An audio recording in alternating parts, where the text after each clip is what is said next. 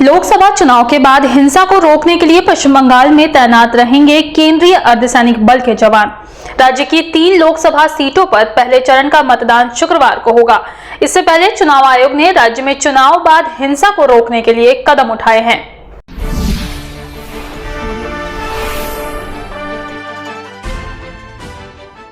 राज्य की 3 सीटों पर पहले चरण का मतदान शुक्रवार को होगा। इससे पहले चुनाव आयोग ने राज्य में चुनाव बाद हिंसा को रोकने के लिए कदम उठाए हैं। पहले चरण में अलीपुरद्वार, कूच बिहार और जलपाईगुड़ी इन 3 सीटों पर मतदान होगा।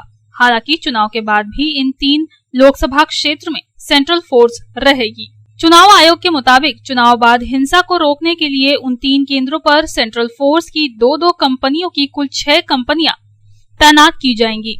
2 कंपनियों में से एक कंपनी स्ट्रांग रूम की सुरक्षा में लगाई जाएगी।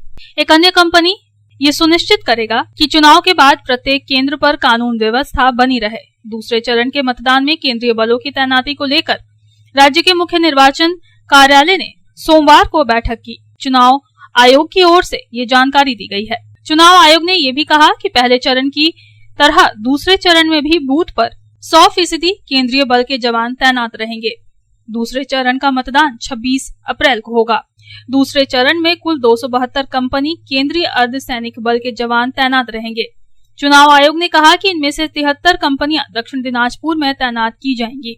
रायगंज पुलिस जिले में 60 कंपनियां होंगी। 51 कंपनी फोर्स इस्लामपुर में रहेगी। दार्जिलिंग में 51 कंपनी फोर्स तैनात की जाएगी। चुनाव आयोग ने कहा कि सिलीगुड़ी में सेंट्रल फोर्स की 21 कंपनियां और कलिम्पोंग में 16 कंपनियां तैनात की जाएंगी।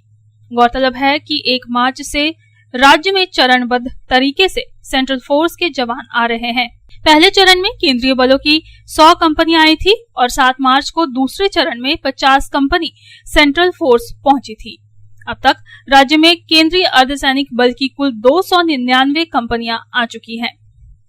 Bureau report, public times. I am Dr. Radhakrishna. I am a gastroenterologist and a liver specialist. So I do visit Durgapur once a month. I stay here for 2 days. So we do different types of procedures pertaining to gastroenterology and liver. So we have a range of evaluations that we do here. We do the routine endoscopy, colonoscopy. Starting from there, we have advanced technologies like nasal endoscopy, liver fibroscan, capsule endoscopy.